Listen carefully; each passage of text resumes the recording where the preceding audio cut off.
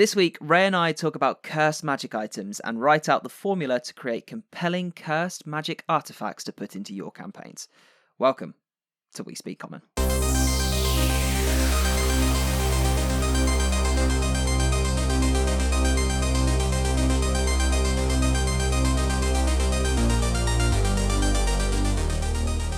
Hello and welcome to another episode of the D&D podcast for everyone, because here we speak common. This is the show brought to you in partnership with the Dice Dungeon, a wonderful purveyor of beautiful D&D dice, both metal and resin. And of course, there's always new stuff coming to their store, so make sure you have a little look-see. Go and have a little ponder. There's a link in the description of this episode. That will give you 10% off on your checkout. That's everything in your basket when you hit buy. And of course, the code is We Speak Common. The show's also brought to you in partnership with Describe. If you are a fantasy DM with more campaign ideas than prep time, then they are the one-stop shop for all of your box text. They offer over 1,400 scenes of places, monsters, and spells with a collection that keeps on growing daily. It's just like box text from your favorite adventure book, but it's designed to be read aloud in your own campaign, so you can free that creative energy and time for all the other aspects of planning and running the perfect adventure. You can visit describe.com, that's dscryb.com, and use the code COMMON at checkout for 10% off your membership. And of course, as ever, link in the description below. There is also a wonderful group of people, a beautiful bunch, who are patrons to the We Speak Common podcast. With their support, this show continues to grow and reach new and amazing heights. So if you want to get in on that little group of beautiful people who get exclusive bonuses and also access to the Discord channel where I am 100% all of the time there, you message me and I respond in the middle of the night. Come and have a chat. Just, again, links in the description below. As ever, I will try to shamelessly sell my sponsors' items to the guest at some point in this episode, and I'm pretty sure he's going to be expecting it, because I'm joined again today by my lovely over-the-seas friend, Ray. Hello. Hello, Ben. How's it going? I'm good. How are you? Doing well. It's quite early here, but not too early, so it's fine. I do want the record to show that you suggested that you wake up at 6 o'clock in the morning. Well, even earlier. I did. Well, it was a 6 o'clock start time. Yeah. Well, I like to get started at work by like 8:30ish, so it works out for the best. That's fair. That's fair. We have we've been having lots of D&D discussions recently. I've started like losing track of all of the things that we've been talking about, not only like in person but on the Discord server as well. I woke up this morning and you'd had like a full-on conversation, and I was like, I need to read this over a coffee because there's some good stuff here. Yeah. Sometimes I'll have a kind of like an epiphany where I'm like, oh my. So the other day, I don't know if I brought this one to our Discord actually. I've been sleeping around a few different Discords, but I was like, how does the 10,000 hours, Malcolm Gladwell's 10,000 hours, work into DMing? Do you need to have 10,000 hours DMing for players? How does that relate to your prep time? How do those 10,000 hours relate into your prep time? And then if you really want to be like a master, or like if you want to be like a premier level DM, who if your aspiration is to perform on like live, when you start performing, do you start back at zero? Like, does that mean that like Matthew Mercer and all of them just have like light years of experience ahead of all of us, and the only way to start like catching up to them is to start like doing your show, your game or your show for an audience, if that's the route that you want to go down? It's odd though, isn't it? Because I always think that when I DM a game, even if it's for the regular group, I always feel like I'm performing. It's still a performance for me, because I'm still trying to I will put as much effort, probably more, in for the people at the table than for an audience if they were watching. But it's a concept that's been floating around my brain as well. Like how different is D&D from for an audience and for yourselves? And there are a lot of differences, I think. But yeah, definitely. I would have to. We have more than just mechanical conversations, as you can see. It gets philosophical. We get philosophical. really into it.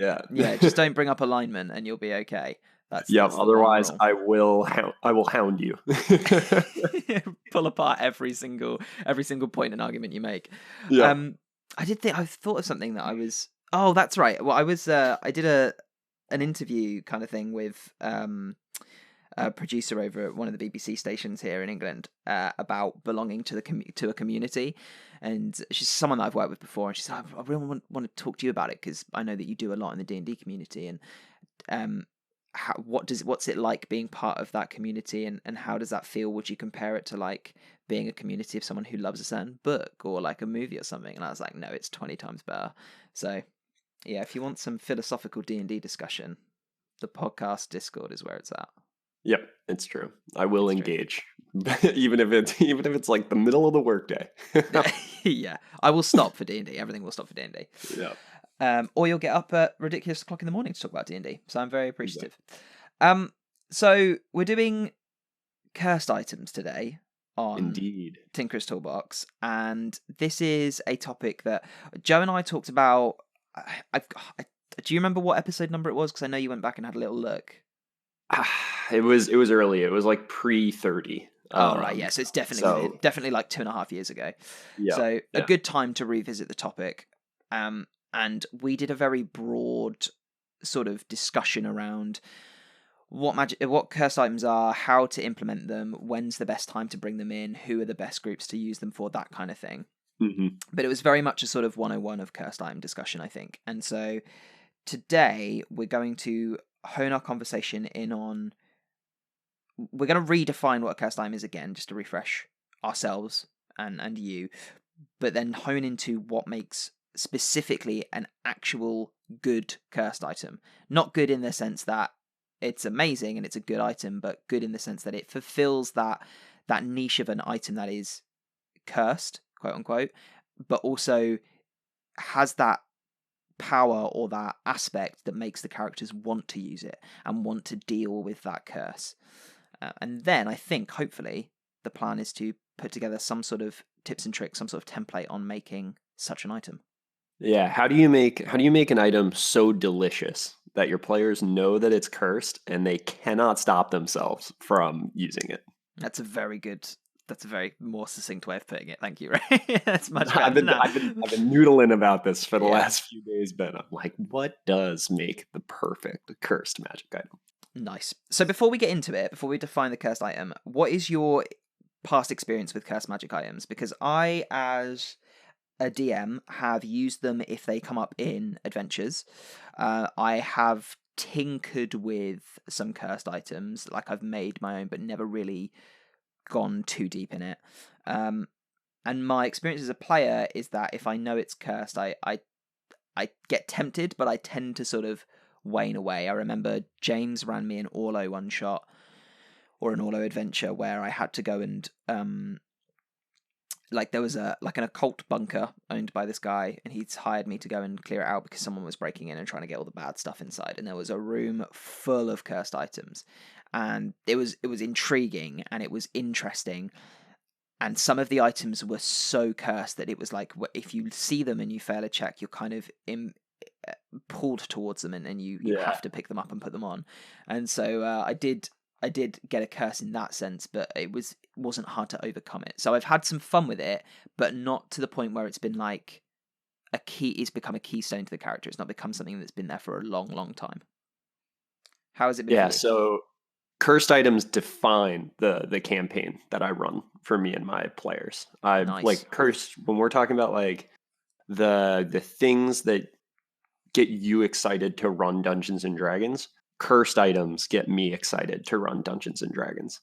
Okay. The idea of putting something in front of your player and them knowing that this is a bad idea, and just watching them struggle with that decision. And we'll go over this, but it has to be their choice to like take it. It can't be like a failed check for me, like for me to get the enjoyment that I'm looking out of it, looking to get out of it.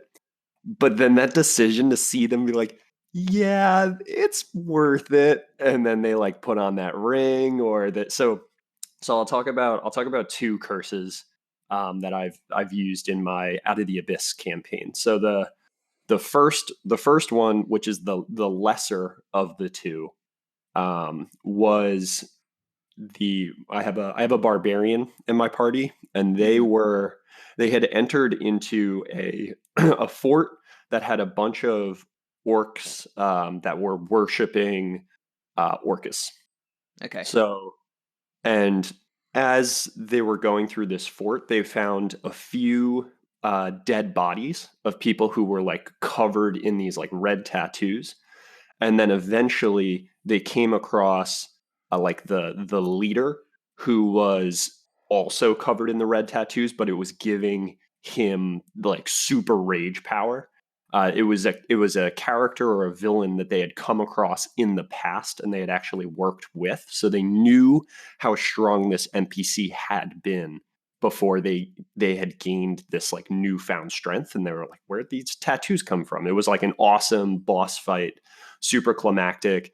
He the barbarian consistently grapples people because he's Mm-hmm. just so good at grappling people, and this was like the first enemy that he had ever fought that was able to like break his grapples. And when he was doing that, I was talking about like, oh, it looks like you have him in a headlock, but then suddenly the tattoo glows and he gets newfound strength and he's able to like break the Yeah. grapple. Yeah. So they're like, what is this? So now there's this intrigue and this foreshadowing. Um, and then eventually they find this pool that is like the shrine to Orcus that they've erected in this fort that is filled with blood. And Right. like there is iconography of people of drinking from the pool. So I put this in front of my players, like, and I'm like, Yeah, and you know what's that's a he bad gonna idea. do? What'd you say?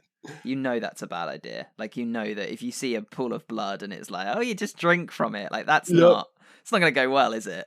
So he goes, Ray, I walk towards the pool of blood. I'm like, and he knows what I want. So he's like, Yeah. it's almost like we've swapped roles in this like Yeah. moment. Because he's like, this is my gift to myself, but also to you. He's like, I walk towards the pool. I'm like, He's like, I get into the pool. I'm like, Oh. I bathe in the blood. I'm like, yeah. And I Oh. drink deep. I slurp of the blood. And I'm like, yes. And then I like describe how he now gets covered in these like tattoos. So Mm. what did he so what is the mechanics now, right? Is like kind of the question. We talked about the story element. What are the mechanics?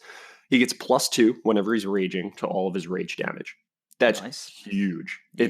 It's what he wants. He wants to hit stuff and he wants to hit stuff hard. So like when I gave him this, he was like, yes.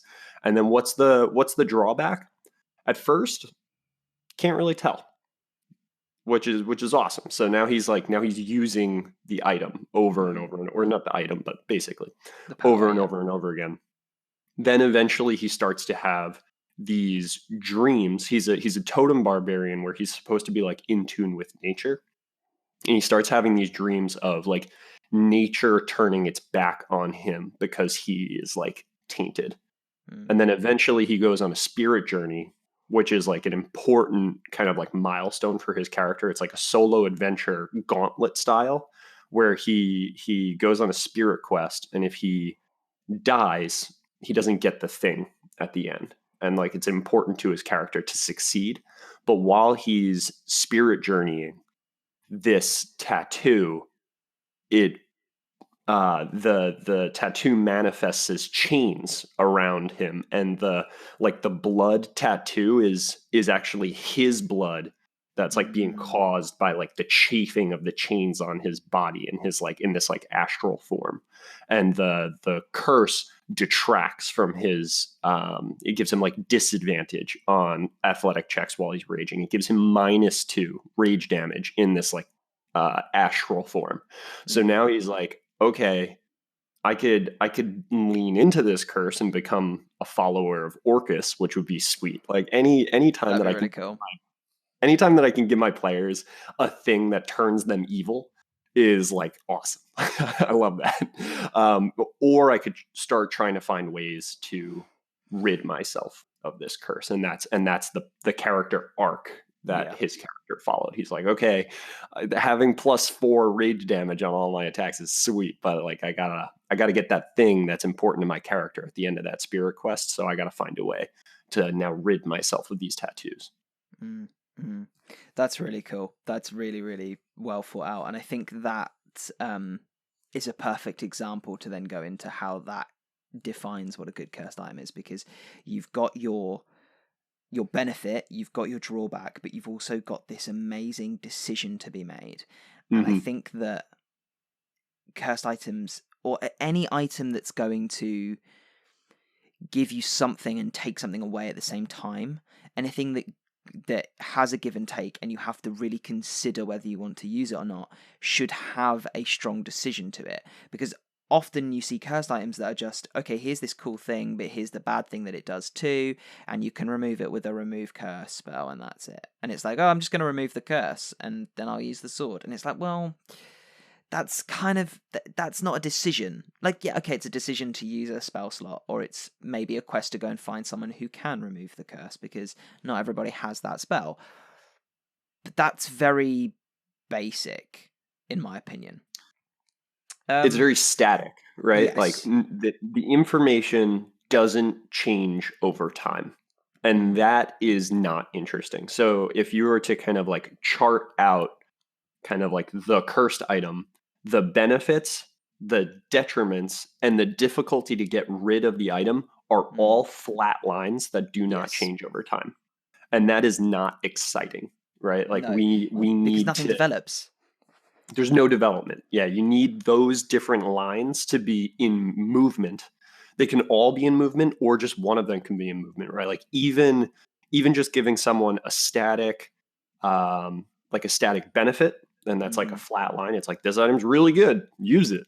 And then like a static difficulty to get rid of. It's like, so if you're playing a low level campaign and you want your characters to be able to get rid of this thing at 5th level, because maybe that's around where your campaign is going to climax, then or reach its climax. Yeah, that's I got what you're saying.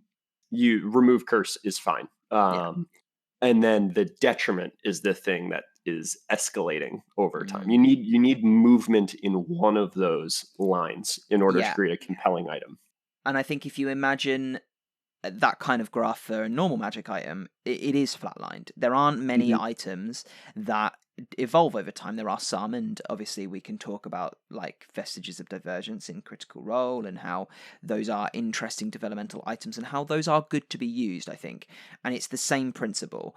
If you have an item that changes or has something about it that can be interacted with differently, like sentient items, then it becomes infinitely more interesting and adds arcs and hooks and plot points. Okay, let's define a cursed item then. Let's put it down in words. What is and should be a cursed item? We know it's got to have a benefit, and it's got to be good enough that the characters want to use it. And obviously, that's going to depend on the level of the campaign, because a +3 weapon looks amazing to anyone, but a +1 weapon at 20th level is like, well, whatever.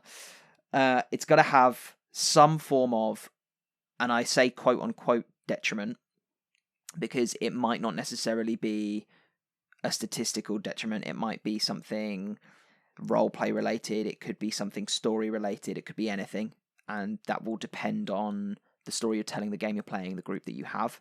If they're very roleplay heavy and their detriment is that they can't lie or something, then that could be fantastic. But if you're playing a game that's very combat heavy and then it's you can't lie, they're going to just find ways to get around it. It's not going to be a problem. So you've got your benefit, you've got your detriment, and then what would you say the next key factor was? Yeah, and it's gotta.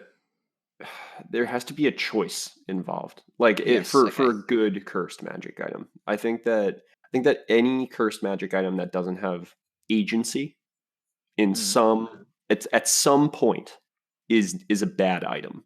It's a prank that the DM pulls on their players, which is fun for the DM, maybe, but mm. not in the long term, because your players are going to be, they're going to go, okay, like, thanks, cool, like, and you're not going to kill your players with a prank item. So what's the point, you know? Yeah, I get what you're saying. Yeah, like, oh, okay, great. I've now got armor that I can't ever take off. Okay, cool.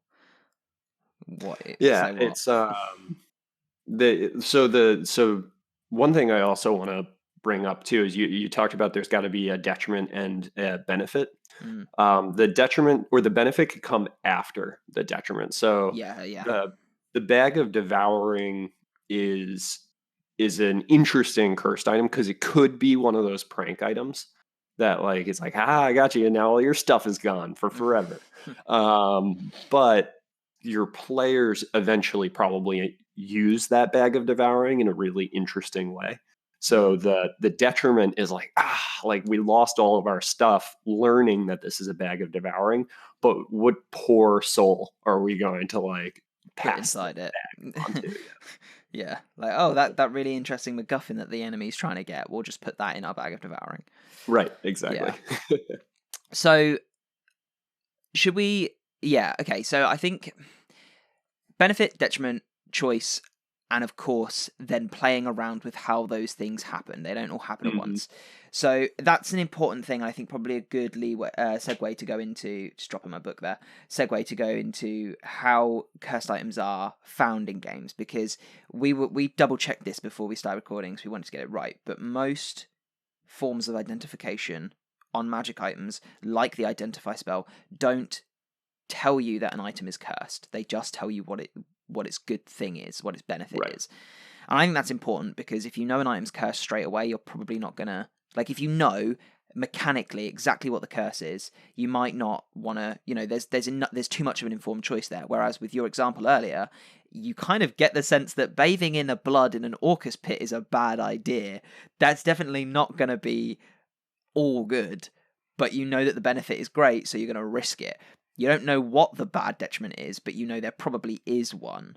And you might be wrong. There might be no detriment. Maybe Orcus is just a nice guy and he's misunderstood, Yeah, the blood pit god is just he's just Yeah, misunderstood. don't He's worry about it. Yeah, don't worry about it. It's fine. Yeah, don't question it. uh, Look, you should know by now, Ray, that I am the devil's advocate and I will happily defend all of the evil gods. well, we're gonna be Um, here for forever because I will do the same as you learned from our yeah. alignment conversation.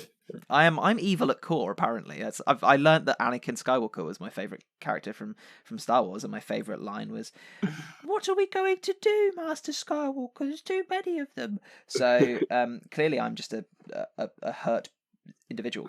Um, anyway, so when you look at items in D&D that are, again, I say quote unquote cursed because they don't have this bugs me. There are magic items, there are artifacts, but there are no cursed items. There are just items that have detriments to them. In the DMG. Yeah. Yeah. And I think that is a missed opportunity, but there we go. So there are items that have quote unquote curses, or in this point, just detriments, like the bag of devouring, like the sword of vengeance was the one you said to me off air. Yep. That's That like a really nice like level 2 yeah. cursed item to find. Yeah. So they have these items, but they're not necessarily like cursed items. They don't have a section that say it's cursed. And I see in a lot of third party items when people create items and they add curses, they go to the length of putting like a little subtitle for the curse, and like that's nice. And I don't know why that doesn't exist in the DMG. But looking elsewhere, looking at I think there might be some in Curse of Strahd. Make curses in the title. There's the Ring of Winter in Tomb of Annihilation, which is kind of different. And there are artifacts that have benefits and detriments, but none of them are curses. So I want to define a section effectively that isn't a Yeah. magic item, that isn't an artifact, it is a cursed item. And I Mhm. love that. I'm kind of all over the place with this because it's hard to put it into a string of like just one sentence. But there Yeah. are the difference between magic items and artifacts for me makes sense that they have a different title. Like you look at the Wand of Orcus, you look at the Hand of Vecna and the Book of Vile Darkness, and they have things about them that aren't necessarily just mechanical detriments. They have benefits and they have detriments, but they have curses in the sense that we're talking, in that you have to do things to be able to keep using them. Like the Book of Vile Darkness, I have to check, and I've got it here. It's like you have to be doing things. You have to do evil things. You have to. with Black Razor, you literally need to kill people on like Yeah, a reoccurring basis in order to like and the use same this. with the Hand of Vecna. You have to feed your life force because it takes stuff away from you, and that Yeah. is, in my opinion, what a true curse should be. It's not just okay. It's a +2, but you also can't walk. You can't swim now. Yeah. You can never swim. You're too heavy. Like that's an interesting thing, but that's not enough for me. Yeah. So these detriments are really good for inspiration. Um, but even having to like kill a person every few days isn't any. So we're talking about from like a detriment perspective. The detriment is static. Mm, It is still a flat line. It's oscillating like a little sine wave. It's like, oh, 3 days I gotta kill someone, so the detriment like spikes, but then it goes back down, yeah, and it doesn't have this rise over time. Like a an artifact level cursed item, the end result should be a foregone conclusion that the player will eventually one day lose their character. yeah. And the question is that day before the end of the campaign or is that day after the end of the During or campaign? yeah. And the player's actions should dictate what that timeline looks like. So So, I think as well, what would be like an important thing to do is to define the difference between, because we're defining the difference between just items and cursed items, but there is a yeah. difference between magic items and artifacts. There's also a difference with sentient items. They are their own section as well. I Mm-hmm. think sentience is a different thing. I think sentience is a nice little thing that you can add on to any item, Yes. cursed or not. So we're not. I don't think we need to touch on that. But artifacts are unique in the sense that they are usually massively powerful. They Yes. have their own origin and their own history, and they are one of a kind. So yes, you could go out and you could find any number of wands of magic missile. That is a magic item. But the Hand of Vecna, well, there is only one left hand of the being Vecna, and that has its lore and it has its story about how it was cut off by Cass the Betrayer and all that stuff. So that is an artifact. I'm not sure whether a true cursed item in the sense that we are building should just always be an artifact. Because in my mind, if an item has a curse, there's got to be some sort of history there. Why is it cursed? What stopped it from just being a normal magic item and gave it this detriment? Yeah. I would agree that any cursed item that you want your players to really latch onto, there needs to be a feeling of uniqueness. Mm. If you do not give the item a feeling of uniqueness, you are shooting yourself in the foot because you're making your character feel less special Mm. by either keeping the curse because they're like, okay, I'm one of like a bunch of people who now have this cursed item in the world, or even putting it down. It's like, there are other people with this curse. Like it's not It can't special. be It's not that bad, unique to yeah. my character. It's not character defining. Yeah. If I like leave this behind. And that's another thing too. Like I think DMs we fall in love with what we want to happen in the world. If you make a cursed item and you pitch it to your players in a really awesome way and they decide to leave it behind, that's awesome too. Like Mm. that is character defining. How many players do you know would pick up like a +1 sword, even if the detriment was like far outweighed the benefit? Think about how hard it is as a player to leave behind a power up. Like Yeah, yeah, and that is a especially as great well, character defining moment. like if you're in a campaign where there aren't many magic items and they come across this item and decide, you know what, it's not worth it, that's even bigger. So yeah, no, I totally agree. I get where you're coming from. Yep. Okay, cool. Well, let's build some then. Let's get Yeah. into making some decent ideas that you can use as a jumping off point to make your own. Um, there are a couple of things we're gonna have to go through. And I'll jot them down so that way we don't forget, and we can add some order to this okay, to good. this Okay, conversation. So you're making notes then, yeah? Yeah. Okay, so the first thing we need is a really good set of dice. If you go to your browser and search Dice Dungeon, you'll find a wonderful purveyor of metal and resin D&D dice array. Did you know that? I did know that, Ben. I did okay. know Not new news to you then. No. No, you probably heard it on some sort of world-class D&D podcast. I would assume they do have a lot of partners alongside this show. The Dice Dungeon are wonderful people. Ben and Dave are good. I would call them close friends. I don't know if they'd call me that now, but I will call them that. And they actually jump around on the We Speak Common Discord server. So if you are part of the Patreon, you get a lot of early access to the new stuff that's coming to the Dice Dungeon website. Lots of new stuff that I'm actually not allowed to talk about, and they have very much made it very, very clear this time that I'm not allowed to talk about it because I got it wrong one week. So if you want to go and check out the dicedungeon.com and you see something that you really like maybe a set of Kirill the Golden or Frozen Shadows, then you can use the code We Speak Common on checkout to get 10% off your entire order. So anything in your basket, the more in there, the more you save, and the more you help out the show. We are also brought to you in partnership with Describe, spelled D. Oh, I can't spell to save my life. I have to actually look at it. dscryb.com. There you go.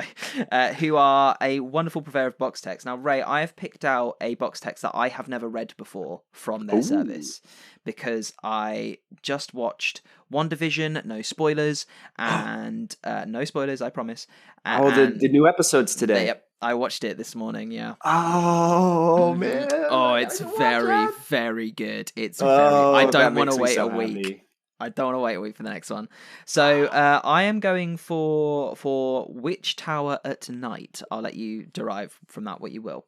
So Describe, dsrcyb.com, is a place where you can get loads of pre-written box text for your campaign, whether it's places, monsters, or spells. This is, of course, a place. And then you can just insert it into your campaign. So I'm going to read it to you, Ray. Close your eyes, imagine the scene. Someone stands in the torchlight atop this watchtower, though you can't imagine what they might be seeing from it at night with the firelight in their eyes.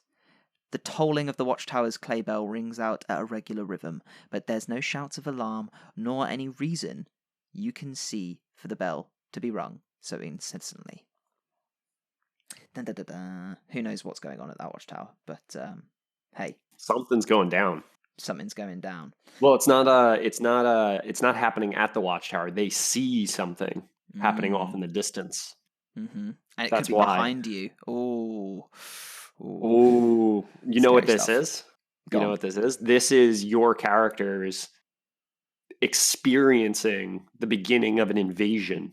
Oh, so that's good. Yes. They're there for the first, and they know it's happening before maybe even that country knows it's happening, because maybe there are no clerics with message or divination magic on the border there, or in that watchtower for some reason. So now your players, they know something. Yeah. See, not just box text, it's also a great place to go and get some inspiration for something happening in your session. I'm inspired. You're inspired. You can go and have a look at Describe's collection of free box text now, and then if you like what you see, and you will, then go and grab a membership. You can use the code COMMON for 10% off, and it supports the show each month you are a member. So go and have a look. And of course, I would be amiss, Ray, to not mention what came out last week on the Patreon. Oh my god, I was so excited that I finally got to release it. Have you had a look yet? Only the sneak peeks that you gave us on the Patreon. Cool. So last Thursday, I released Araman's Tome of Artifacts. Very fitting for today's episode, actually, which is a short book that you can get as a member of the Patreon. It's free to anyone that already supports the show, and it is full with 23 brand new magical items and magical artifacts. So you've got a mix of the two. There's some really nice stuff in there, and I've got to give a special shout out to Sam, who helps with a lot of the marketing and stuff. He did some of the art in the book, and he also chucked a few random ideas at me and said, I've got this idea for an item, but I don't know what it is. Gave me a title, and then I wrote it and made it. So you can thank Sam for the spell cubes, which I think are going to be a fan favorite in that collection.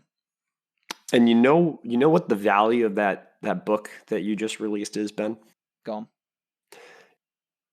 A lot of players are also DMs, and they know what magic items are in the Dungeon Master's Guide.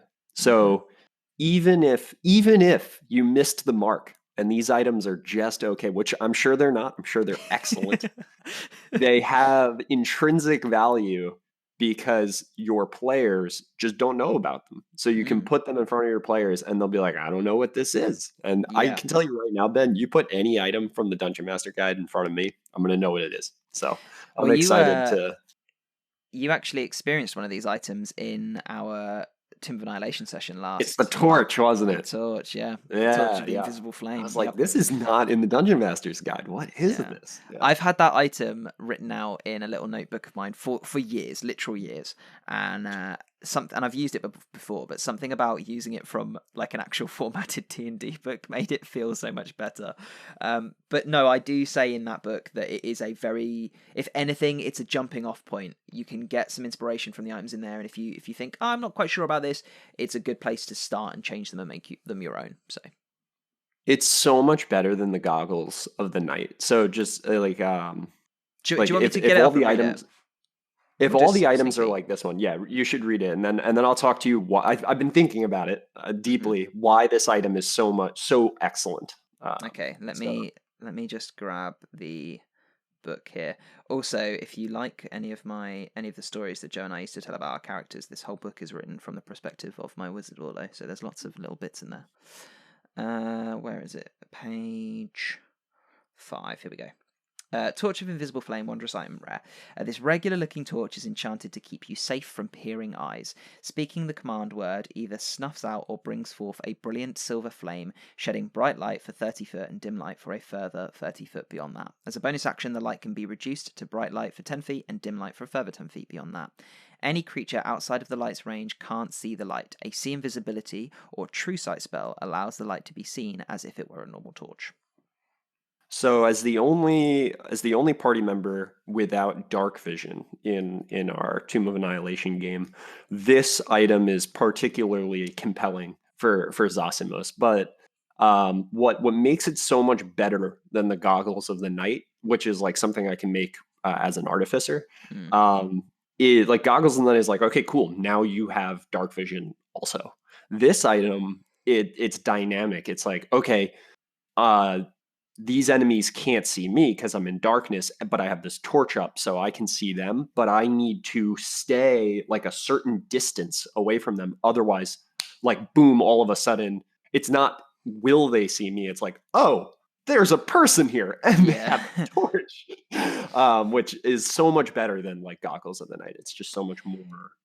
The reason I particularly like it, I mean, it's my own item, but the reason I particularly like it as well is that it allows me to do that thing where I can just ignore dark vision.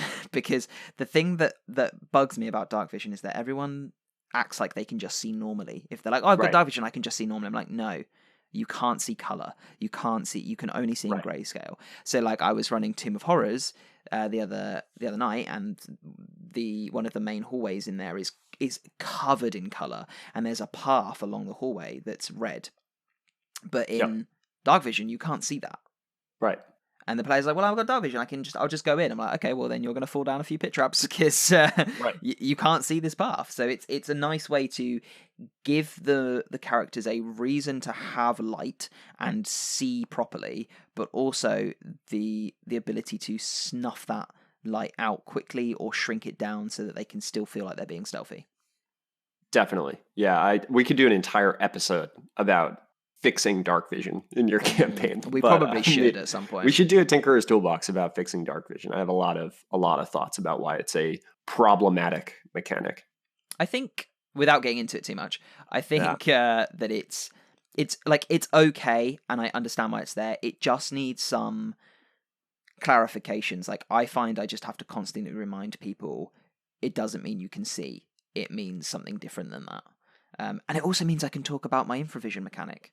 Oh, fun. Oh, I know. Well, anyway, we're not talking about that today, right? We're talking about chaos magic items. but now I want to. Okay, I cool. know. I really want to. Let's turn back. Let's turn back. Okay, so we're going about to outline build some items, how someone could make their own magic item systematically. So what I would do first is decide what the allure of your item is. So this could either what's the be good thing? What is the thing that is attractive to the player about your item? So this does not necessarily mean mechanical, though that is like a safe place to begin.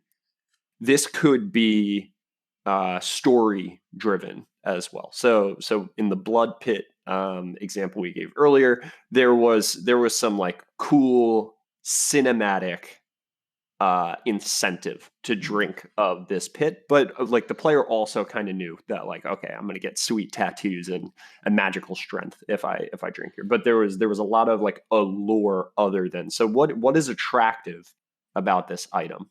Start there.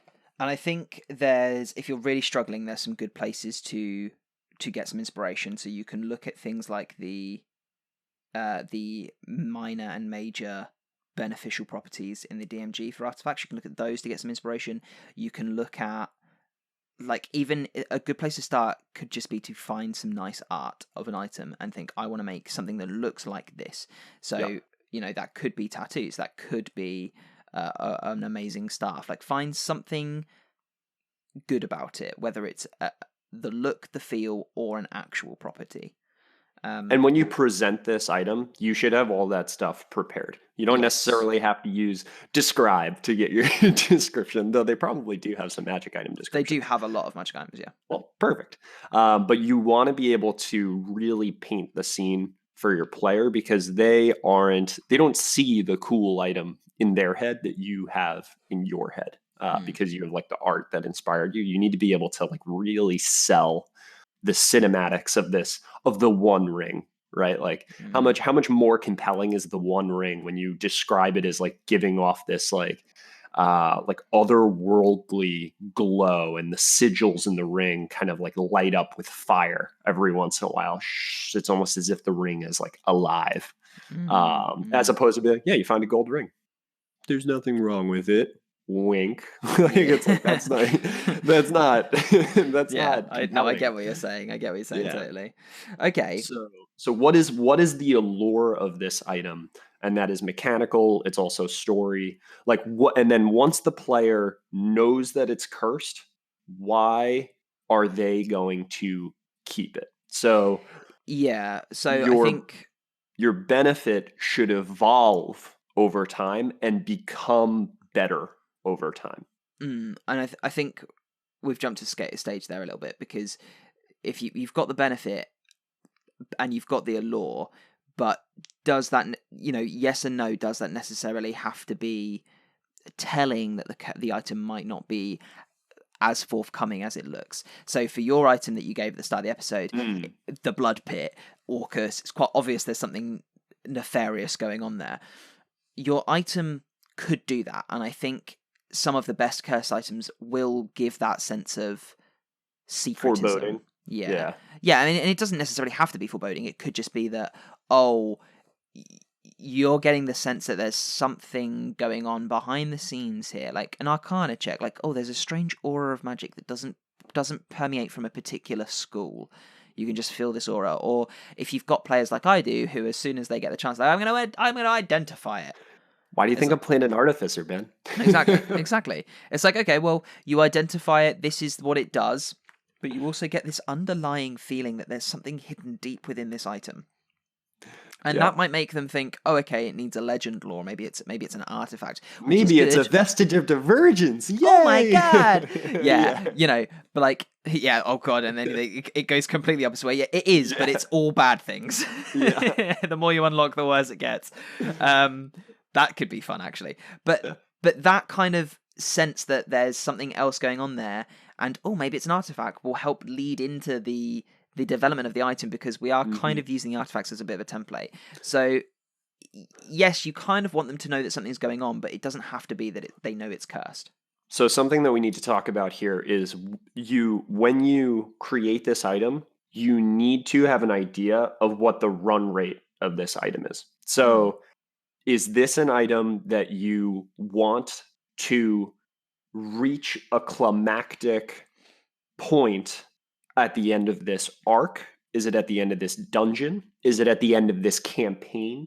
Because you need to have that pacing in mind. So the item that you just described, that's a great strategy to take if you want this item to kind of like ramp up very slowly in the beginning of the game and then kind of start to take off in importance and benefit towards the end of the campaign. So think about like the ring in The Hobbit. For the first half of that book, the ring isn't like important, right? Or like, and then we find out that it grants invisibility, or we find that out pretty early. But like the ring is just the ring until the Lord of the Rings, right? Yeah.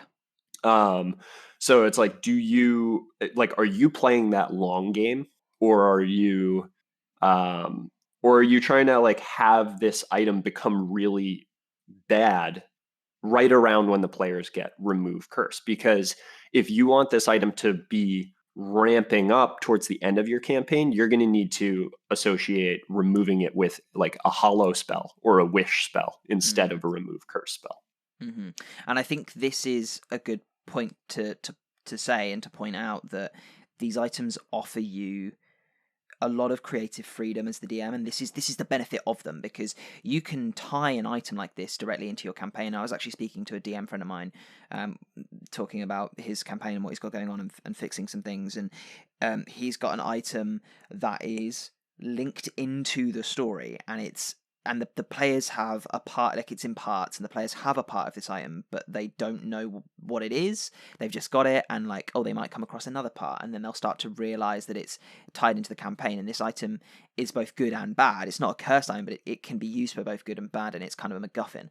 And you can do that with cursed items, or you can use them as the perfect opportunity to add in that extra bit, that extra content, that side quest that drives the players kind of in a different way, but parallel to what they're doing, and giving them more than one thing to think about. So it depends on the complexity of your campaign, how long it's going on for. You could just put in a cursed item and it not be anything to do with the campaign, not be anything to do with what the players are doing. It's got its own separate story, and they decide not to really look into the story. They know it's like interesting, it's got lore, and they just want to use it and eventually get rid of it.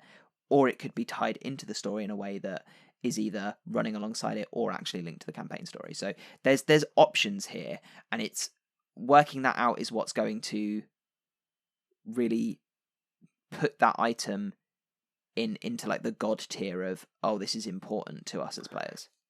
Definitely. And then you also have options if your players say they ignore trying to find out more about the item, it just it didn't grip them that way. That gives you an opportunity where they meet an NPC who has the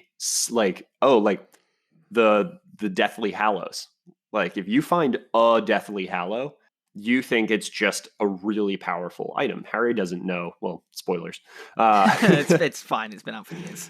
So I thought that too, and then I spoiled Harry Potter for one of my friends, and I was like, "Oh, well, like if you haven't read it now, you're never going to read it." They're like, "I just read the first 3 books in these last 2 months," and I was like, "Oh, well, I am a bad person, and I am sorry." Yeah, you need to make that up. Okay, so spoiler for Harry Potter then, I suppose. Yeah. So you find one Deathly Hallows early, and you have no idea that it's part of a set. And then that realization that it's part of a set has this huge payoff. So an NPC shows up, and your cursed item starts resonating with this other cursed item. And it's like, oh, what could this be? It's like, maybe you would have found out if you had gone and researched the cursed item. Like you can bring the story to your players if you do a bunch of writing and lore. Yeah. You can have that story kind of like hit them from the side, T-bone their adventure.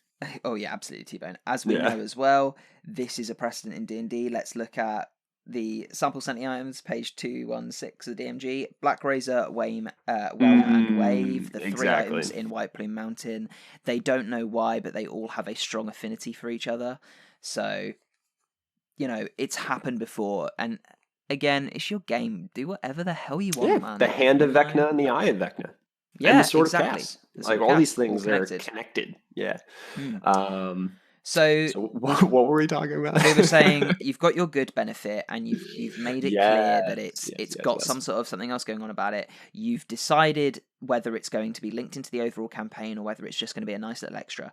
Now I think the next step the run rate. The run rate of your item is super important. Do not forget to plan that out, because otherwise, if you decide that a remove curse is going to be enough to get rid of this thing, that's what your players are going to do. So if you know that you want this to be like a campaign ending item, maybe Wish is sorry, the DC is like a very high DC that they'll be able to meet when they're like a high enough level, or it's like a Wish spell to get rid of.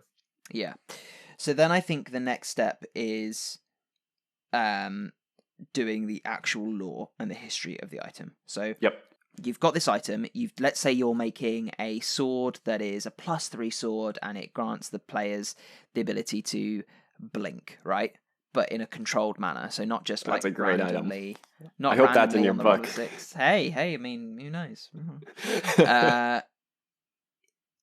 I'm going to come up with so many items after this that I'm going to have to make another item book. Part 2. Part 2, yeah. All those extended notes on Tomes of Artifacts. So let's say it's a sword, it's +2, and it gives you the ability to basically have a controlled blink spell for a minute, right? So you decide when you come and go from the ethereal plane. Awesome. Oh my god. Really cool ability. I'm not thinking about balance right now, so don't come for me. Why can it do that? Let's work out what is what powers this sword. Why does it have that ability? So maybe it was, I don't know, something really standard. It was enchanted by a wizard, made for a specific person who had to fight a phase dragon. Cool. What's a phase dragon? I don't know. You've just made it up. You got to make the lore for that some other time as well. Maybe that's part of the storyline and the run-up of the item. So now, Ben, so you just also, in creating the lore, created the detriment for this weapon. Okay. So it was created to fight against a dragon that only exists in the ethereal plane, right? So now you have your player, they're using this sword and they're fighting, and now when they're blinking in and out of existence, they're always seeing a dragon. This thing has been hunting them as they've been using the sword. And now when they use the sword, the dragon is there and it is waiting, because it's like it itself is attached to the curse of the sword. Like whenever someone attunes to the sword, it has a compulsion to find and kill that person, because this knight and this dragon have been fighting for all of eternity. And the sword is sentient eventually. That's what I was going to say. With the spirit of the knight, who is also compelled to fight the dragon. He's not just a friendly NPC. Like, he's trying to take over your character. So, and this is mounting over time. Like, this is not something that you hit your players with right away. So your players come across this awesome sword. Yes. Let's celebrate. Pop the champagne. You find the sword. You pick it up. You're like, wow, this sword is radiating with magical energy. This is really cool. I'm just dropping things. Sorry. My phone is for some reason, it doesn't sit still. It likes to slide all over the place, and just slid into the DMG. Do you have it on like a surface where it could like tip one way or the other, or is it on a flat surface? I just had it on my leg. that was all. This is your fault. Yeah, I have no it's sympathy all me. for you. I know, it's all me. Okay, so you found this sword. It looks really cool. Maybe it's like maybe you find it embedded in the skull of a dragon. I don't know, something really cool. But it's got some sort of energy, some sort of arcanic power coming off of it. The wizard's like, I don't know. The blade is translucent, and like it almost seems to be like fading in and out of reality. Like glitching a little bit. And the wizard's like, I don't know. I've done identify. I'm getting something strange. I don't know whether we should pick it up. The knight's like, nah, mate. That's a +2 sword with the ability to blink. I'm having it. He picks it up. he's got a cool sword. That's it for now. Yep. All he thinks is, I've got a cool sword. Yep. Then he starts to have these intrusive thoughts over time. Mm-hmm. He starts dreaming about winged beasts. He starts getting the urge to fight a monster and be like crowned a hero for killing this monster, this big beast. Oh, or you start to give your players what they all want. You start telling them, you start giving them dreams that they're the chosen one. You're the chosen one. But it's like you're not actually the chosen one. The sword just really wants you to go fight this dragon. Yeah, exactly. And mechanically, you know that this sword is sentient. It's got like dark vision to 120 feet, and it can see and hear and speak in common, and it communicates through. Maybe you choose that it communicates through emotion, or through you choose that it communicates through dreams or through visions or something like that. It doesn't just have a voice. Something fun. And this is that sword starting to communicate with the wielder. At this point, if you really want to double down on like the mechanical curse, you now make the curse that this person is bonded with the item, right? They've used it for long enough that they cannot now not use it. So this is a thing you want to work out. So this is a thing you want to write down. This is my style. And maybe it might not be other people's style, but this is the thing you want to write down when you make the item. When you 100%. balance the item on the outset, it's like, how many times does this person have to use this before they cannot stop using it? Yeah. So what you could do is you could start the DC to unattune to this item. It's like a wisdom saving throw. Wisdom save, yeah. It starts at 1, but every time they choose to blink, now the DC is 2. Now the DC is 3. Before you know it, you're at 6 levels later. The DC to separate yourself from this thing is like 25. And the player started to find out that there was like bad juju about this sword right around where it was like hard but not impossible on a short rest or like a long rest to separate yourself or something. Yeah, like it was a 15, 16. It's like, yeah, you tried to break from it this time. You can keep trying to break from it, but it's gonna deal psychic damage to you now. Like you get 1 free try every rest. So that way, if they really want to break from it, it's still not too late. Yeah. So it's just inconvenient enough where they're like, I'll stay attuned. It is a +2 sword with blink. Yeah. So right about the time they start getting these dreams and these senses, they then start thinking something's going on here. Maybe they start to get some bad dreams. Like they get the good dreams of them being like the hero, the chosen one, but they also get the bad mojo dreams where it's like you see yourself being ripped apart by a dragon, like, you know, bad stuff. Like, and it's like, why am I getting bad dreams? Because players I find will get bad dreams and they'll go, well, that was weird. And then they'll just keep back to the adventure. Literally. Yeah. Like, oh yeah, okay, so you all turn in for the night. This'll and then never be relevant at all. you pause for a second and everyone sort of looks at you like, we've turned in for the night, now what? And then you go, so Ray, you have a dream. Oh no, what's happening? Like, you know, that kind of thing. Then when you get to the point where it's hard for them to, like, it's getting difficult for them to unattune, the next time they use blink, they see off in the ethereal sky the wings of the, you know, the shape of the dragon overhead, and it's just a sighting, and they're like, that's not happened before. I've been dreaming about dragons. Maybe it's a good thing. Maybe I'm going to have dragon power. You know, maybe they think that. Maybe they think it's bad. Whatever. Keep going. The next time they see the dragon again, the next time it's bigger and closer. And it just starts getting a little bit more escalated. At this point, I would imagine, me as a player, I'd be like, okay, something's going on here. I don't like it. But I wouldn't think to unattune. So maybe at this point, the sword starts talking to them properly. Starts actually communicating. Doesn't have to be talking, but starts giving very clear messages of, you have been chosen to do this now. So, what you also want to do here. So now the story starts to zoom in on this player and the item. But there is something pressing also happening in your campaign world. So it's still a decision that your players are making. Do we handle this item or do we go save the world? again, Yeah. right? And it's Again. not the game ending thing, but it's like there's like a MacGuffin. There's 5 plot coupons. The players have 1 plot coupon. The bad guys have another plot coupon, and they know the bad guys are going for the 3rd plot coupon.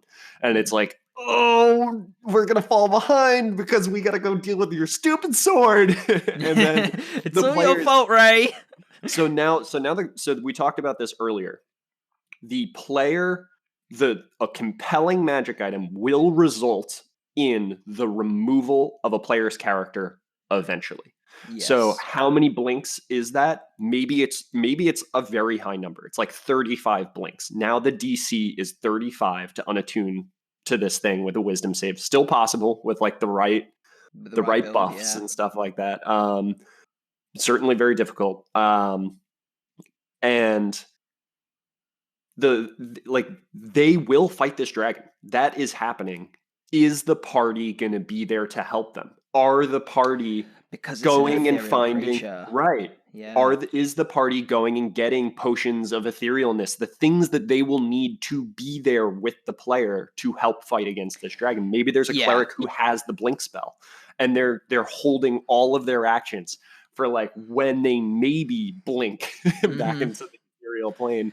So this is what I was going to say, because at this point it's like, okay, they now know there's something going on here. Like they very obviously know that there's something going on with the sword, and there's something following them. Like the Jaws theme is playing every time they go into the blink world or something. You know, that's something that you keep doing in the game.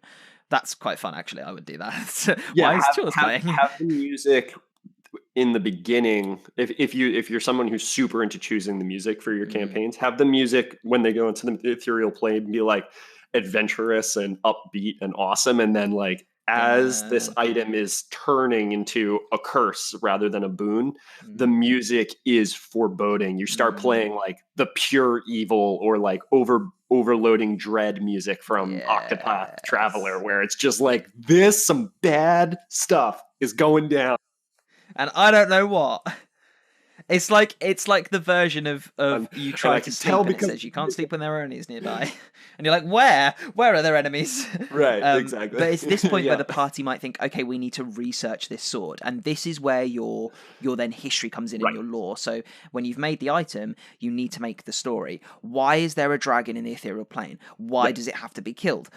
How did it get there? Was it banished? And the knight was then like, okay, we've banished it, but it might break out one day and I need to go and kill it. So maybe the story, this side quest that you've built, is that this dragon for millennia has been trying to break out the ethereal plane, and it knows that if it destroys the knight, it can break free. But the knight had a failsafe in that, well, he wasn't going to get destroyed because, much like a wizard with lichdom, it decided, I'm going to become part of this item so I can never die. And therefore the dragon, like, I'm going to sacrifice going to the other side because otherwise this evil dragon that is ridiculously strong is going to break out and destroy the world.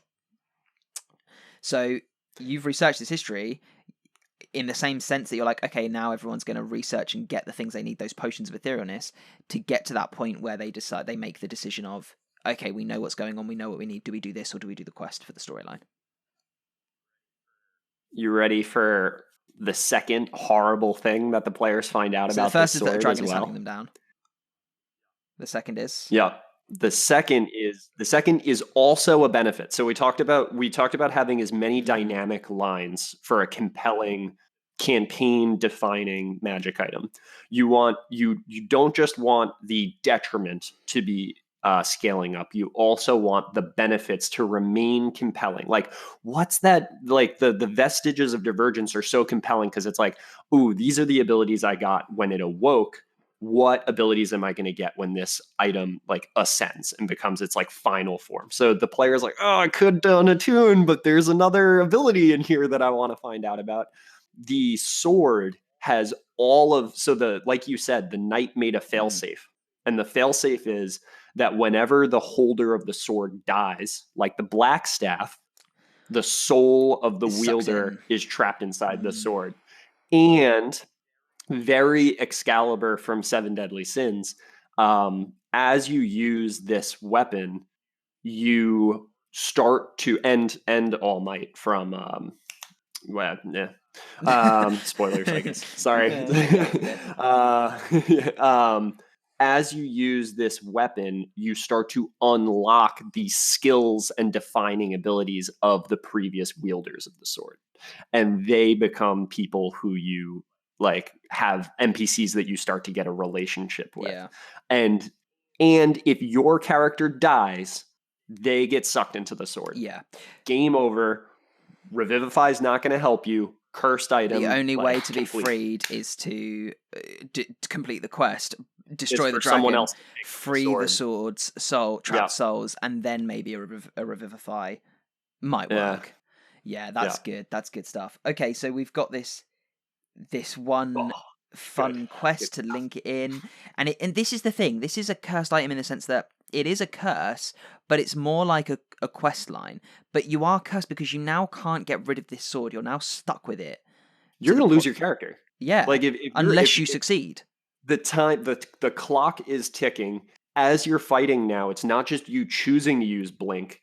The sword, you've become so attached to the sword that the sword wants you to use blink to be better at combat. You are succeeding in wisdom saves to not use the benefits of the sword because you know that if you overuse the benefits, the clock strikes 12 before you're ready to fight the dragon.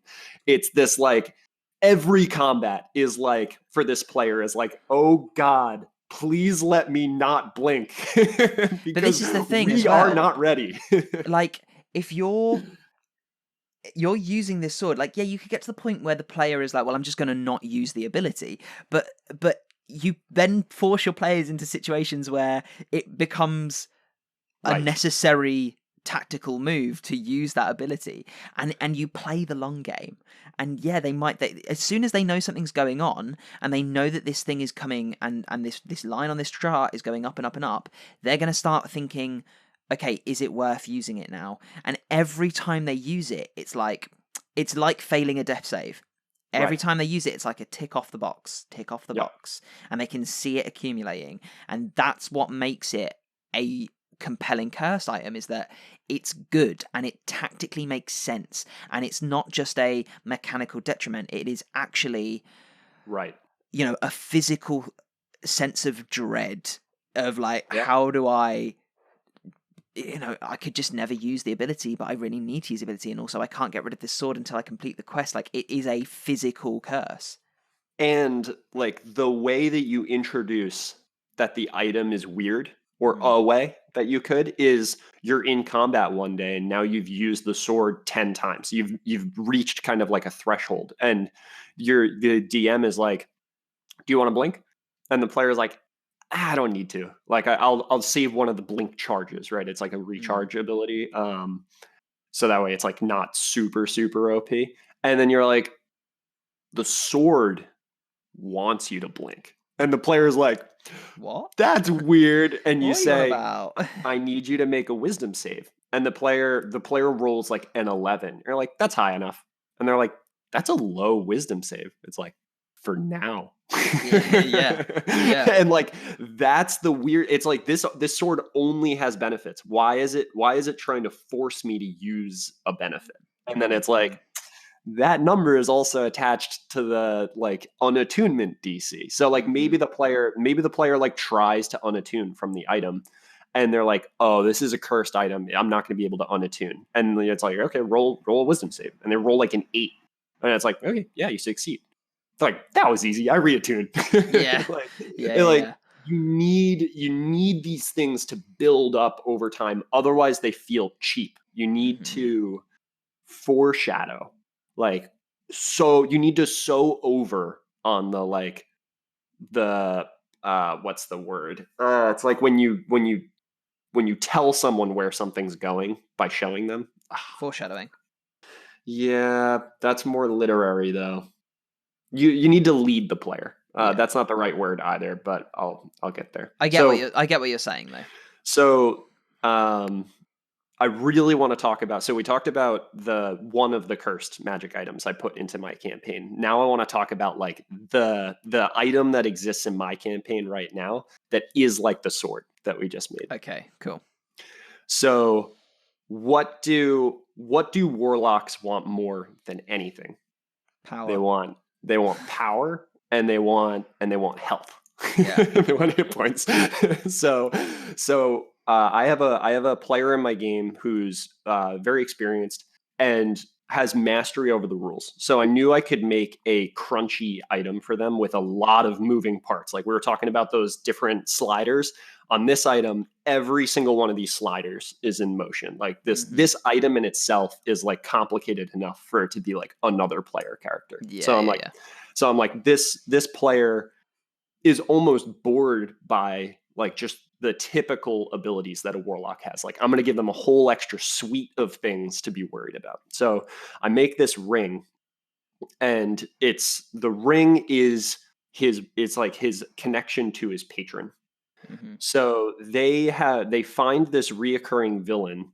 They're in Gracklestew because it's out of the abyss, and I read Queen of the Spider, War of the Spider Queen. So Jaegrid Cholson also spotlights in my Out of the Abyss campaign. Nice. And they are attacking the palace of Gracklestew. They're trying to assassinate the king, Steel Shadow. So I set it up with my players. I'm like, okay, you guys arrive at the palace as it's under siege, and you see Nemor, Imfrazel, show up, and he is there also, and you see him run off, and he summons these like minions to like bog you down, but you know he's going for the king. So they run deeper into the palace, and they're like, my players are crazy, like they're just off the wall. They're like, wait a minute, this is a palace, right? I'm like, yes. They're like, there's gotta be a vault in this palace, right? And I'm like, yes, that makes sense. There would be a vault in this palace. We're gonna have to end the session here today if that's where you guys want to go. And they look at each other, and I'm like, you guys know where you're supposed to go, right? And they're like, yeah, we're supposed to save the king. We got it. But the vault, though. We're gonna go to the vault. So this is when I wrote into you guys years ago, and I was like, what do you guys think about an endless vault? Oh, yes. Yeah. So I ran the endless vault for them, because I'm like, okay, this vault in this important city is going to have some really cool stuff in it, but it's going to be very much Harry Potter Sorcerer's Stone style, where like the benefits, you need to keep getting through rooms. Do you mean Philosopher's Stone? Philosophers. No, well, the name of the book is the Sorcerer's Stone, though, right? No, it's not. It's the Philosopher's Stone. It got changed in America because apparently philosopher is too big of a word for you guys. It is quite large, and then the PH making the F sound, that's just difficult. I know English is hard when you speak the Queen's language. I know. That's interesting, because Sorcerer's Stone has alliteration, though. So I know, but hey, so it does sound. It is Philosopher's Stone.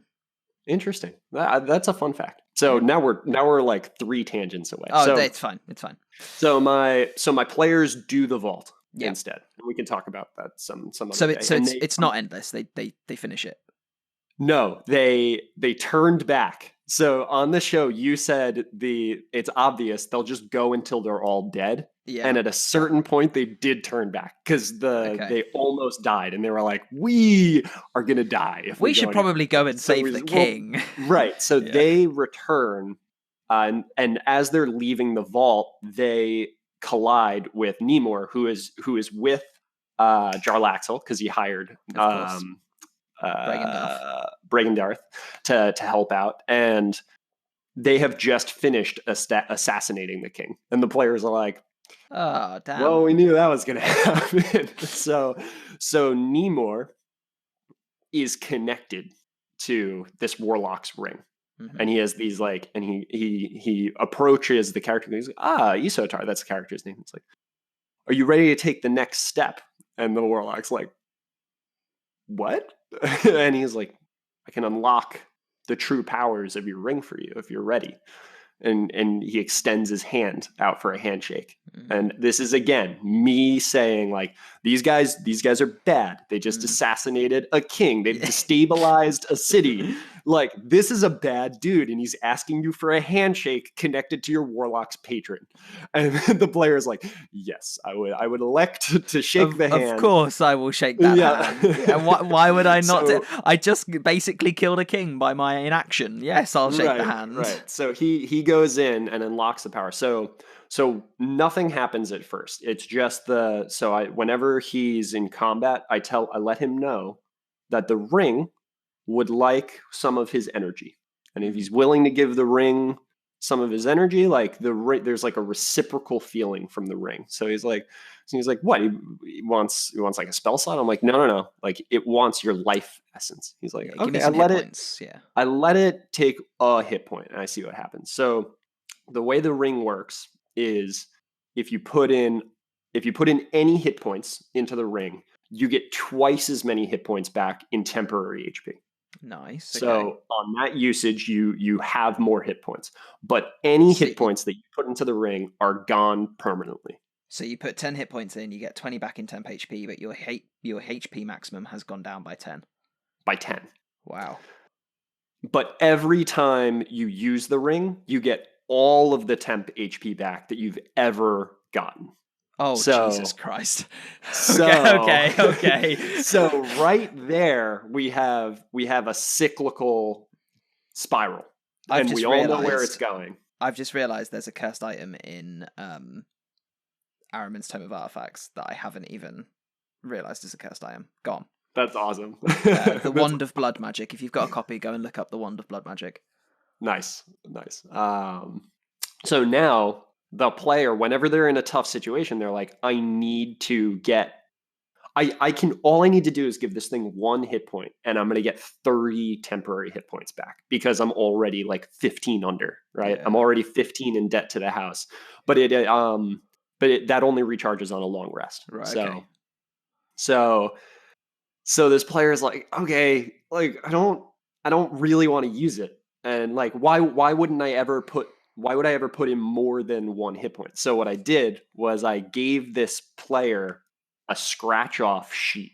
I took a sheet of grocery bag paper and I wrote down 12 different abilities that this ring has that would be unlocked as he scratched off as he put enough of his total max hit points into the ring. So it's like a ticker. So to the player, when you get to 5, you get 1. When you get to 10, you get 1. When you get to 12, you get 1.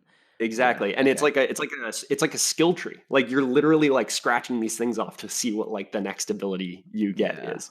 So I had planned the run rate that I had planned for this item was like the end of the campaign. This player starts dumping hit points into the item because he cannot stop himself. He's like, I need to know what the next ability is. Like it's like a level up. But it's right there. You can take it whenever you want. Does he know how many hit points he has to put in to get the next scratch off? He doesn't know. Okay. He just knows that if he puts in like, because it's percentages kind of, and he's leveling up over time. So like the amount is floating over time by like anywhere between like 2 to 3 hit points. And if he puts in hit points, so we talked about this, what do Warlocks want? They want more spell slots. Yeah. For every hit point he puts in above 1, not only does he activate the passive temporary HP ability of the ring, he also gets a spell slot back of that level. Oh, so if he puts in 2, he gets the second level spell slot. No, first level spell slot. First level spell slot. Yeah, it's like sorcery points where it's So he just starts spamming this magic item, and now he's a level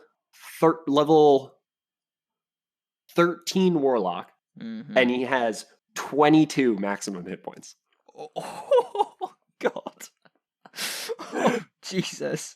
And now this is when things start to become narrative as well. So like as he's been feeding the ring, he can feel something growing inside the ring. He is feeding something. Something is coming alive inside this ring. The ring is a Horcrux, right, and it has 1 of the 7 pieces of Vecna's soul in it. I need you to write this item up for me. I need this in my life. I love it. So now in our most recent session, I gave this item to him 2 years ago, like 30 sessions ago. Yeah, probably more. I can't do math. Now he has finally died, and now he has met Vecna. So Vecna is now in the item when he hit 0 HP. Vecna is there, and he's like he looks like, you know how liches put glamours on. Looks awesome. Looks like a really upstanding dude. The space that they're meeting inside the ring is this library filled with ancient arcane knowledge. Vecna goes, "Hey, listen." I didn't tell him his name is Vecna. He goes, "Hey, listen, I need a body to walk around in. Let me have yours. I would love to have yours. There have been plenty of people who have tried to use the ring." Sorry, I love that. I need a body. I'd love it to be yours, please. That'd be great. I'd love for it to be yours. Plenty of people have tried to use the ring and failed over the years. I've never gotten to this point where like I could even take over someone's body. He goes, "Hey, listen, like it's going to take you a few years to read all of these magical secrets in here. You got time. I don't have time. I need to get out there. I need to start building my influence in the world again. And then a few years from now, once I'm able to create a suitable what's the word? Like capsule body for you. That isn't just like a simulacrum made out of snow, like something that's like really sturdy. I need to collect some rare materials. I'll put your soul in that body, and then you'll have all this arcane knowledge. And yeah, like you and I are going to be like having an alliance, and you're gonna work for me. We'll be like best buds. But you'll be a hyper powerful wizard warlock 5 years from now. So this is again the player. This is the end. If this player takes this deal, which he could, it's like you need to roll a new character, and then for me, you get a new NPC 5 years from now. Guess who comes back? So I'm super. I don't know what he's going to do. That was our last session. It was the last thing that happened. Me personally, I would say yes, 100%. Of course, you would do that. I think that he wants to, but a very real consideration for him is that he loves playing this character, and the two other the characters have this like super awesome thing going on. Like the player chemistry, the party chemistry is so awesome. I think he's going to say no for that reason. And I've already told him, like, do what you want in this circumstance, like for your character, like that's going to maximize your fun. Yeah. Like if you really want to, and I mean, so the dragon patron is for him. So if he says no, Vecna's super not going to like that. And he's going to need another patron to step in and basically like shut down the Vecna that's in his ring and like stand as an in-between between him and this force that's trying to take over his body. And then that puts him super in debt to the dragon patron, Tiamat, because if she has leverage over him now, where it's like, if you step away, if you don't do as I want, I will let this force overtake your body. Oh man, that's beautiful. Put cursed items in your game. They are my jam. Yeah, they do them this way. My games. Yeah, do it this way. Okay, I think we didn't give like an A to Z like line of what to do. So let's do that because we've run over massively because that was such a good story. Oh, I love it. I love it so much. Good, so good. So this is what you got to do. Benefit first. Yep, you have a few elements that you write down on a piece of paper and you keep them ordered. Benefits are those benefits static or are they increasing over time? And what is the like drip rate of what unlocks those benefits? So you could look at vestiges of divergence for inspiration here as to like what item progression could look like. There's one of those in Ahriman's Tome of Artifacts. If you want to, I just want people to go and check out the book. I think that those items scale up too suddenly for what you're doing. So you want to look at something if you're really trying to do it the way that I believe it should be done, which like do it your way. I don't care. I think these benefits should scale up gradually, and the player should know and feel like they have agency over when the items are powering up. Yeah. and you should tie those power-ups to the detriment. And the power-ups are linear, if we're talking about math, and the detriment is exponential. Yes. It starts off flat, so the only thing that you can see is the increasing linear benefits, and then the detriments start to escalate faster than based on the benefits use. Later. Yeah. And then you start to you make the connection that this thing is going to eat me up. That's the way that this ends. And then you also need to keep in mind, what is the thing that the player can do to get off of this item? Yeah. You should make it difficult, but not impossible. And the player should feel like it's possible to get off the train. And I want to say as well that we've talked a lot here about choices and story elements and connecting the cursed item into the thing, and we've talked more about how curses aren't necessarily mechanical things. They're not like, oh, you get a -1 to your AC. They can be that, but they should be that and more, is the point that I want to make clear. Like, don't feel like you can't just be like, well, the benefit is a +2 and the negative is a -1 AC. Like, that's fine. Just feed that into the then story that then goes up and changes, and use that elevating, escalating template basically that we've come up with to make it more than that. That's a great place to start with just an item that's got a downside. Making it a cursed item in what we're saying today is to make it more than that whole. It needs to be dynamic. It needs to change over time. Yeah, 100%. And then the last piece of this. So you have the 3 moving parts. You have benefit, which is linear, detriment, which is exponential and catches up over time and like intersects your benefit line. And then you also have like difficulty to escape. So you have those 3 elements to your item, like from a mechanical perspective. Then what you need to figure out is, where does this train end? What is the ceiling that this is approaching? Because it can't go on forever, because nothing can go on forever. It kills the drama if it feels like we're not, there's got to be a wall that the train is speeding towards and is going to crash into. Like a train that's moving and escalating in speed 300, 500, 1,000 miles per hour, that doesn't mean anything if it's just going around the world in circles over and over and over again. Like, who cares if it's a hyperloop?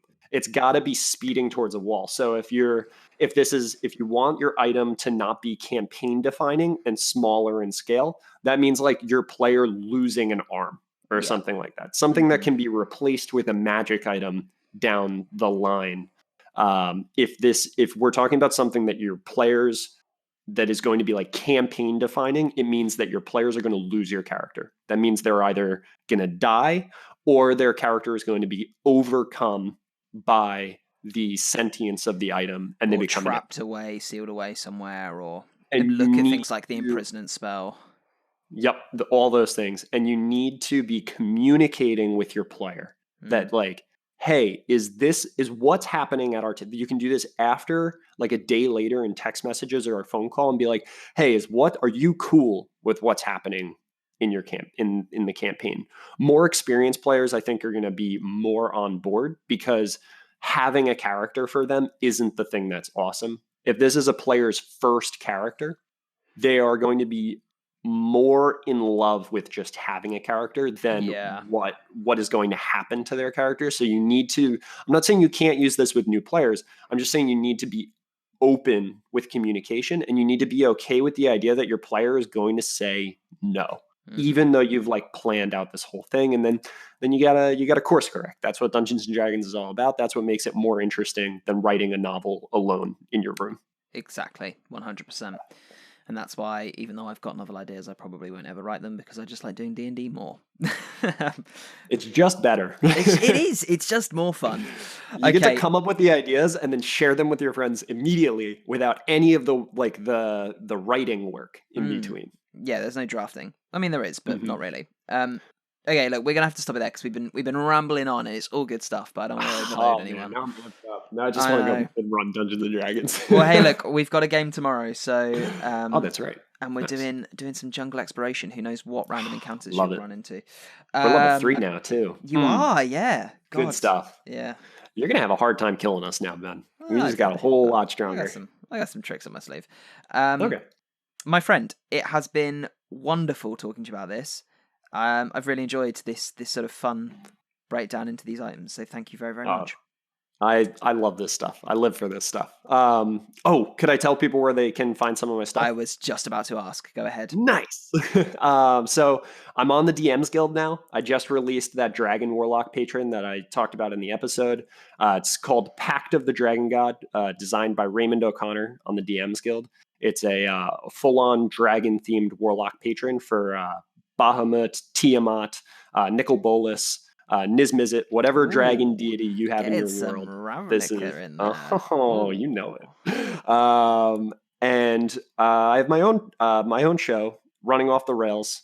If you liked the episode with Sam, the bonus episode where Ben expertly helped Sam fix his campaign, we have an excellent complimentary episode, Sandboxing versus Railroading, which kind of like talks more about the principles that Ben was applying to fix that campaign. Ben was like utilizing that framework, not our framework, just those ideas in Dungeons and Dragons and applying them to Sam's campaign. If you want more kind of like generalized tips and tricks around those ideas, that first episode, Sandboxing versus Railroading, on the Running Off the Rails podcast is a great place to go. Yeah, absolutely. We've got, Joe and I did an old episode about sandboxing, which I mean, my opinions have evolved since then, but it's always worth having a re-listen to as well if you're getting into that stuff. I must say I've had a lot of very, very good feedback on that bonus episode. Someone compared me to the Mary Kondo of D&D and Gordon Ramsay as well. So where he fixes fixing failing restaurants.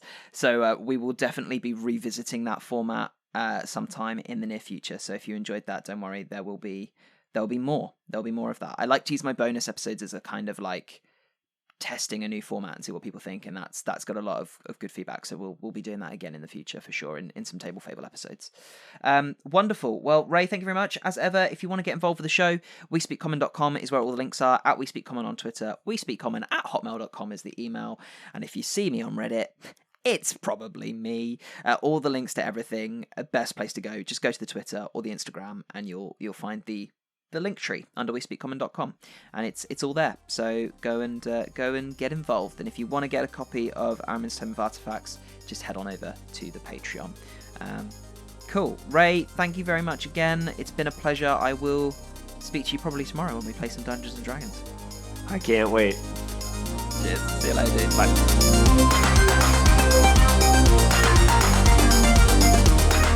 Thanks for listening today. If you like the show, do us a favour, leave us a like and review on your platform of choice, and share us with your friends. Send us to your fellow DMs and players so that we can build our community even more. It really helps to get us out in front of more eyes. If you want to support the show, you can by joining our Patreon. Links can be found in the show description and the episode descriptions on all platforms.